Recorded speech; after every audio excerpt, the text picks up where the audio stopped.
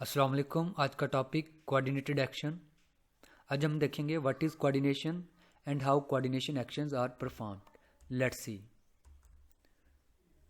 Coordination means हम आहंगी या बाहमी तल्लक। जब दो चीज़ें आपस में लिंक्ड होती हैं, दोनों उसमें इन्वॉल्व होती हैं उस रिलेशनशिप के अंदर, उसे कहते हैं कोऑर्डिनेशन। एंड कंट्रोल मीन काबू करना, कंट्रोल करना या रोकना। तो सारा चैप्टर इसी के इर्द गिर्द घूमता है, तो वो आज हम देखेंगे। कोऑर्डिनेशंस को समझने के लिए हम थोड़ा ब्रीफ इसका बैकग्राउंड इन्फॉर्मेशन देखते हैं। मल्टी सेलुलर ऑर्गेनिजम्स के अंदर उसकी बॉडी के टिश्यूज़ और ऑर्गन जो हैं कोई भी इंडिपेंडेंटली वर्क नहीं करते, आज़ादाना काम नहीं करते, बल्कि वो सारे आपस में एक दूसरे के साथ लिंक्ड होते हैं किसी भी टास्क को परफॉर्म करने के लिए जिसकी बॉडी को ज़रूरत होती है। इसका मतलब ये है कि बॉडी के अंदर होने वाली तमाम एक्टिविटीज़ जो हैं वो आपस में कोऑर्डिनेटेड होती हैं, आपस में लिंक्ड होते हैं। जितने भी बॉडी के अंदर डिफरेंट फंक्शंस होंगे वो सारे एक दूसरे के साथ लिंक्ड होंगे। और कोऑर्डिनेशंस का एक फ़ायदा ये भी है कि ऑर्गेनिजम्स के इर्द गिर्द होने वाली कोई भी चेंजिंग्स उसको वो रिस्पॉन्ड करता है। हम इसको एग्जाम्पल की मदद से समझते हैं। इसकी वन फेमिलियर एग्जाम्पल ये है कि मसल्स की मूवमेंट जो होती है वो कोऑर्डिनेशन वे में होती है। फॉर एग्जाम्पल, जब एक लड़का एक बॉल को कैच करने के लिए भागता है, उसके आर्म्स, लेग्स और बैक के सैकड़ों मसल जो हैं आपस में कोऑर्डिनेटेड वे में काम करते हैं। फिर उसके बाद वो एक बॉल को कैच कर पाता है। उस बॉयज़ की जो लेग्स हैं वो सिस्टमेटिक वे में काम करेंगी। फॉर एग्जांपल, अगर राइट लेग्स पहले मूव की है तो फिर उसके बाद लेफ़्ट लेग्स मूव करेगी, फिर राइट आगे जाएगी, फिर लेफ़्ट आगे जाएगी। ऐसा नहीं होगा कि राइट आगे गई फिर राइट आगे जाएगी, तो इस तरह से वो गिर सकता है। और बॉयज़ के अंदर जो ये सारी कोऑर्डिनेशन हो रही है ये नर्वस सिस्टम्स के थ्रू होती है। नर्वस सिस्टम सेंस ऑर्गन्स को यूज़ करेगा, लाइक आइज़ की मदद से वो बाल को देखेगा, उसके नीचे जाएगा, या वो आवाज़ सुनेगा कानों के थ्रू। उसको सुनते हुए फिर नर्वस सिस्टम मसल्स के अंदर एक कोऑर्डिनेशन बिल्ड करेगा और मसल्स एक प्रॉपरली कंट्रैक्ट होंगे, उसमें उनमें पावर आएगी, उनकी टाइम ऑफ लेंथ जो है वो भी कंट्रोल्ड होगी। तो इस तरह वो प्रॉपरली हाथों को राउंड करते हुए बॉल को कैच कर लेगा। तो ये होता है coordination action. But that is not all. During catching ना सिर्फ उसके बॉडी मसल्स इन्वॉल्व होंगे, बल्कि उसका ब्रीथिंग, हार्ट बीट रेट और उसका ब्लड प्रेशर भी इंक्रीज़ हो जाएगा। वो इसलिए कि बॉडी के अंदर ऑक्सीजन सप्लाई और बॉडी की हीट को रेगुलेट करने के लिए। तो इसके अंदर सिर्फ एक बॉल को कैच करने के लिए 4-5 बॉडी ऑर्गन सिस्टम जो है वो आपस में इन्वॉल्व हैं। यही चीज़ तो कोऑर्डिनेशन कहलाती है, कंट्रोल कहलाती है। इसकी प्रॉपर डेफिनेशन ये बनेगी, life activities are controlled. Life की तमाम एक्टिविटीज़, सरगर्मियाँ जो होती हैं वो कंट्रोल्ड होती हैं एंड कोऑर्डिनेटेड होती है। Body works as one unit. Body एक यूनिट के तौर पर काम करता है, in which its different organs and organ systems cooperate and work in harmony with each other. और बॉडी के तमाम ऑर्गन सिस्टम एक दूसरे के साथ कोऑपरेट करते हैं और हम आहंगी के साथ, एक तसलसल के साथ आपस में काम करते हैं। तो ये चीज़ कहलाती है कोऑर्डिनेशंस। और ये सारा कुछ जो एक हार्मनी बिल्ट होती है बॉडी एक्टिविटीज़ के अंदर, ये कोऑर्डिनेशंस के थ्रू होती है। Similarly second example is here. जब कोई शख्स लिख रहा होता है, ना सिर्फ उसके हैंड्स, फिंगर्स काम कर रही होती हैं, बल्कि उसके साथ साथ उसके बॉडी के बाकी मसल्स, आइज़ और उसकी थॉट्स जो हैं वो आपस में कोलैबोरेट कर रही होती हैं, कोऑर्डिनेटेड हो रही होती हैं। तो ये भी एक एग्जांपल थी कोऑर्डिनेशंस की। Here is the types of coordinations. There are two major types of coordinations. The first one is nervous coordination and second one is chemical coordination. Nervous coordination जो होती है नर्वस सिस्टम के through, और chemical coordination जो होती है endocrine systems के through. यहाँ पर कुछ चीज़ें जो है एमसीक्यूज़ के पॉइंट ऑफ व्यू से, एनिमल्स के अंदर दोनों तरह की कोऑर्डिनेशंस होती है, नर्वस भी और केमिकल कोऑर्डिनेशंस। वाइल प्लांट्स और दूसरे ऑर्गेनिजम्स के अंदर ओनली केमिकल कोऑर्डिनेशन जो है वो अक्कर होती है। Now we have look coordinated actions. Means के कोई भी कोऑर्डिनेशन कैसे स्टार्ट होती है, उसकी प्रोसीडिंग कैसे होती है और उसकी एंडिंग मीन वो उसका रिस्पॉन्स क्या होता है। जैसे हमने ऊपर एक एग्जांपल डिस्कस की कि ऊपर जाती बॉल्स को देखते हुए बॉयज़ उसके नीचे कैसे आ जाता है। या फिर क्लास के अंदर स्टिक को देख के हमारी हार्ट बीट क्यों तेज़ हो जाती है। तो ये सारी चीज़ें हम देखेंगे, इन सब का आंसर है कोऑर्डिनेटेड एक्शंस में। Coordinated actions has 5 component. हमारी बॉडी के अंदर कोई भी एक्टिविटीज़ होती है, कोई भी काम होता है, या हमारी बॉडी किसी चीज़ को रिस्पॉन्स करती है, किसी को आवाज़ सुन के उसे कोई जवाब देती है, तो उस 5 स्टेप में वो प्रोसेस कंप्लीट होता है। कोऑर्डिनेटेड एक्शन स्टार्ट होती है स्टिमुलस से, उसको रिसीव करता है रिसेप्टर्स, फिर मैसेज आता है कोऑर्डिनेटर्स के पास, फिर इफेक्टर्स के पास, and in the last is response. तो इस तरह कोऑर्डिनेशन एक्शन जो है वो कंप्लीट होता है। फर्स्ट ऑफ ऑल हम डिस्कस करेंगे स्टिमुलाई। स्टिमुलाई कहते हैं किसी भी तहरीक को, मैसेज को प्रोवोक करना, वो चीज़ कहलाती है stimuli. What happens when we touch a snail? क्या होता है जब हम एक स्नेल को, एक घोंघे को टच करते हैं? और या फिर आप लोगों ने देखा होगा सनफ्लावर जो है सूरज की रोशनी के साथ साथ मूव करता है। What could be the reason for all this? क्या वजह हो सकती है सब की? इस सब की वजह है टच और लाइट। ये दो ऐसे फैक्टर्स हैं जिसकी वजह से स्नेल शेल के अंदर चला जाता है और सनफ्लावर सन लाइट की तरफ मूव करता है। और यही फैक्टर जो है किसी भी ऑर्गेनिजम्स के अंदर रिस्पॉन्स लेकर आते हैं, रद्द-ए-अमल लेकर आते हैं। और इसकी प्रॉपर डिफाइन कुछ इस तरह से होगी: stimulus as any change in environment external and internal. माहौल के अंदर होने वाली कोई भी तब्दीली वो इंटरनल बॉडी के इंटरनल हो सकती है या एक्सटर्नल हो सकती है, which can provoke a response in organism. जो ऑर्गेनिजम्स के अंदर कोई रिस्पॉन्स, कोई रद्द-ए-अमल, कोई एक्शन पैदा कर दे, उसे हम कहते हैं स्टिमुलाई। जैसे कि स्नेल को टच करने से वो शेल के अंदर चला जाता है। टच करना एक तरह की चेंजिंग्स है जिसको वो किस तरह से रिस्पॉन्स करता है, वो शेल के अंदर चला जाता है। यहाँ पर इसकी कुछ और एग्जांपल्स हैं।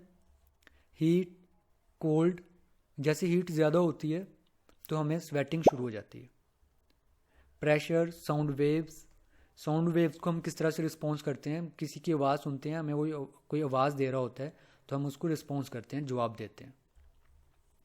प्रेजेंस ऑफ केमिकल्स, डिफरेंट तरह के केमिकल्स हो सकते हैं। कोई खुशबू हो सकती है, वो हम महसूस करते हैं। बदबू हो सकती है, वो हम महसूस करते हैं। और as well as microbial infections, कोई इन्फेक्शन वगैरह, कोई बैक्टीरिया वगैरह जो है वो हो सकते हैं। हमारी बॉडी का ज़ख़म जो है वो, उसमें पेन वगैरह या फिर वो फैलना शुरू हो जाता है या उसमें पस आ जाती है। These are all the stimulus. Well, जो यूनिसेलुलर ऑर्गेनिजम्स होते हैं उनके अंदर भी कोऑर्डिनेशन होती है, वो भी हीट, कोल्ड वगैरह को रिस्पॉन्स करते हैं और उनके अंदर सिर्फ और सिर्फ केमिकल कोऑर्डिनेशन होती है। और यहाँ पर जो रेड कलर से लाइंस हाईलाइट की गई है ये डेफिनेशंस है और ग्रीन कलर में एग्जांपल्स यहाँ पर। Now we move toward receptors. Receptors mean receive करना, लेना। स्टिमुलाई को बॉडी के अंदर स्पेशल ऑर्गन्स होते हैं या टिश्यूज होते हैं या सेल्स होते हैं, उसको महसूस करते हैं स्टिमुलस को, और उन ऑर्गन, टिश्यूज, सेल्स को रिसेप्टर्स कहते हैं। फॉर एग्जांपल, साउंड वेव्स एक स्टिमुलस होगा, इसको डिटेक्ट करेंगे एयर्स। लाइट को डिटेक्ट करेंगी आईज, और एयर के अंदर जो केमिकल्स होंगे उनको डिटेक्ट करेंगे नोज एंड सो ऑन। इसकी प्रॉपर डेफिनेशन ये बनेगी: the organ, tissues, cells which are specifically built to detect particular type of stimuli are called receptors। Body का कोई स्पेसिफिक ऑर्गन, टिश्यू, सेल जो खास तौर पर बना होता है खास तरह के स्टिमुलस को डिटेक्ट करने के लिए। जैसे आवाज़ सुनने के लिए ईयर्स हैं, रोशनी को देखने के लिए आइज़ हैं। आइज़ जो हैं आवाज़ नहीं सुन सकती और ईयर्स जो हैं वो रोशनी को नहीं देख सकते। तो किसी स्पेसिफिक स्टिमुलस के लिए स्पेसिफिक रिसेप्टर्स ही होंगे। बॉडी तब तक कोई रिस्पॉन्स, कोई रद्द-ए-अमल, कोई एक्शन शो नहीं करेगी जब तक वो स्टिमुलस को रिसीव नहीं करेगी। तो रिसेप्टर्स जो हैं बड़े इंपॉर्टेंट हैं। रिसेप्टर्स के बाद क्या होता है? कोऑर्डिनेटर्स आते हैं।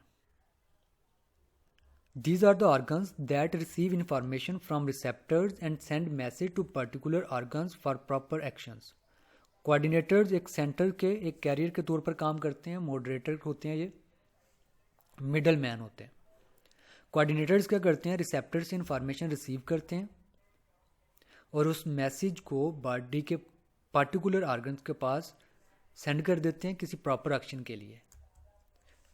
जैसे हमने स्टार्ट में पढ़ा कि स्नेल को टच करने से क्या होगा, टच स्टिमुलस था, स्नेल के बॉडी के ऊपर टच रिसेप्टर्स होते हैं, वो टच स्टिमुलस को रिसीव करेंगे और रिसेप्टर जो है उस टच स्टिमुलस को, उस मैसेज को भेज देगा कोऑर्डिनेटर्स के पास और कोऑर्डिनेटर्स उस मैसेज को नेक्स्ट ट्रांसफ़र कर देगा एक्शन के लिए। हमने पढ़ा था कोऑर्डिनेशंस की 2 टाइप है। नर्वस कोऑर्डिनेशन, इसका कोऑर्डिनेटर्स हैं ब्रेन एंड स्पाइनल कार्ड्स, और केमिकल कोऑर्डिनेशंस के कोऑर्डिनेटर्स हैं एंडोक्राइन ग्लैंड्स। ब्रेन क्या करते हैं, ये इन्फॉर्मेशंस को, स्टिमुलस को रिसीव करते हैं और फिर इसको सेंड कर देते हैं न्यूरॉन्स के पास in the form of nerve impulse.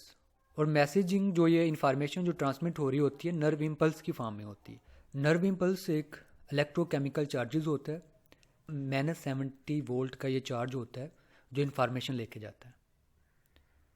और एंडोक्राइन ग्लैंड्स के अंदर जो मैसेजिंग होती है वो थ्रू केमिकल्स होती हैं, उन केमिकल्स को कहा जाता है हार्मोन्स, और ये हार्मोन्स ब्लड के अंदर सिक्रीट कर देते हैं एंडोक्राइन ग्लैंड्स, और इस तरह मैसेज जो है बॉडी के एक पार्ट से दूसरी पार्ट तक ट्रांसफ़र हो जाता है। कोऑर्डिनेटर्स के बाद आते हैं इफेक्टर्स। रेड कलर में इसकी definition, these are the parts of body which receive messages from coordinators and produce particular response. Effectors body के वो वाले पार्ट जो कोऑर्डिनेटर से मैसेज लेते हैं और एक खास रिस्पॉन्स रद्द अमल देते हैं, एक्शन करते हैं, उसे कहते हैं इफेक्टर्स। नर्वस कोऑर्डिनेशंस में coordinators brain and spinal cord जो हैं ये मैसेज भेजते हैं इफेक्टर्स को, और यहाँ पर जो इफेक्टर्स होंगे वो मसल्स और ग्लैंड्स।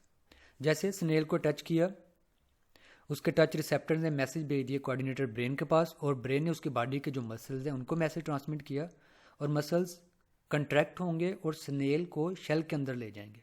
स्नेल का शेल के अंदर जाना रिस्पॉन्स कहलाता है, और जो ये रिस्पॉन्स एक्ट करवा रहे हैं वो मसल्स हैं। As well as chemical coordinations के अंदर हार्मोन जो हैं वो मैसेज लेकर जाते हैं पार्टिकुलर टिश्यूज़, और यहाँ पर जो इफेक्टर्स होंगे वो नेफ्रॉन्स हो सकते हैं इटसेल्फ, वो बोन्स और लीवर हो सकती हैं। The last one is response. On receiving the message from coordinators the effector performs action. Effectors को जब मैसेज मिलता है तो वो एक एक्शन परफॉर्म करता है, और यही एक्शन जो है रिस्पॉन्स कहलाता है। जैसे स्नेल का शेल के अंदर चले जाना रिस्पॉन्स कहलाता है। यहाँ पर एक दूसरी एग्जांपल दी है, pulling our hand away from something very hot. जब हम बहुत गर्म चीज़ को छूते हैं तो हम वहाँ से फ़ौरन हाथ को पीछे खींच लेते हैं। हाथ का पीछे जाना, पीछे खींचना रिस्पॉन्स कहलाता है। And movement of the flowers, और सनफ्लावर्स के मूवमेंट जो है लाइट की तरफ, ये उसका रिस्पॉन्स है। यहाँ पर बड़ी इंपॉर्टेंट बात की गई है, एमसीक्यूज़ के पॉइंट ऑफ व्यू से बड़ी इंपॉर्टेंट है। जो नर्वस कोऑर्डिनेशन होती है ये immediate but short living response होता है, बहुत तेज़ और अचानक वाला रिस्पॉन्स होता है। और केमिकल कोऑर्डिनेशंस में slow but long living response होता है। फॉर एग्जांपल हम हार्ड ऑब्जेक्ट को छूते हैं तो फ़ौरन से हाथ को पीछे खींच लेते हैं, ये होता है नर्वस कोऑर्डिनेशंस के through. Within millisecond जो है ये प्रोसेस कंप्लीट हो जाता है। और केमिकल कोऑर्डिनेशन ये कंट्रोल करती है हमारी ग्रोथ को, ठीक है। हमारी ग्रोथ जो है थ्रू आउट द लाइफ ये चलती रहती है। मेन ग्रोथ जो है अप टू 18 ईयर्स, फिर उसके बाद भी बॉडी के कुछ पार्ट जो हैं वो ग्रो करते रहते हैं। तो ये स्लो होती है और लॉन्ग लिविंग होती है, लंबे अरसे तक रहती है। यहाँ पर हम इसको देखते हैं ग्राफिकली फ्लो डायग्राम के थ्रू। स्टिमुलस जाके प्रोवोक करते हैं रिसेप्टर्स को, वो कोई सेंस आर्गन्स हो सकते हैं, 5 सेंस आर्गन्स जो आप लोगों ने पढ़े। और यहाँ से मैसेज आएगा थ्रू न्यूरॉन सेल्स, ये मैसेज लेके जाएंगे इन the form of nerve impulse. जैसे मोबाइल में मैसेज आता है थ्रू वाईफाई, और फिर इसके बाद ये मैसेज आएगा कोऑर्डिनेटर्स ब्रेन और स्पाइनल कार्ड के पास। ब्रेन और स्पाइनल कार्ड से न्यूरॉन इस मैसेज को इन the form of nerve impulse लेके जाएंगे इफेक्टर के पास, मसल्स और ग्लैंड के पास, और मसल्स और ग्लैंड जो है एक रिस्पॉन्स वो शो करेंगे। ये फ्लो डायग्राम था केमिकल कोऑर्डिनेशन नर्वस कोऑर्डिनेशंस का। अब हम देखते हैं केमिकल कोऑर्डिनेशंस में। यहाँ पर भी स्टिमुलस रिसेप्टर को स्टिमुलेट करेंगे, प्रोवोक करेंगे, फिर यहाँ से जो मैसेज आएगा वो थ्रू ब्लड जाएगा। यहाँ पर न्यूरॉन जा रहा था, यहाँ पर ब्लड के थ्रू जाएगा। और मैसेज किस फॉर्म में किस शक्ल में होगा? केमिकल की शक्ल में होगा। और यहाँ पर जो कोऑर्डिनेटर्स होंगे वो एंडोक्राइन ग्लैंड्स, और एंडोक्राइन ग्लैंड्स फिर केमिकल सिक्रीट करेंगे हार्मोन्स,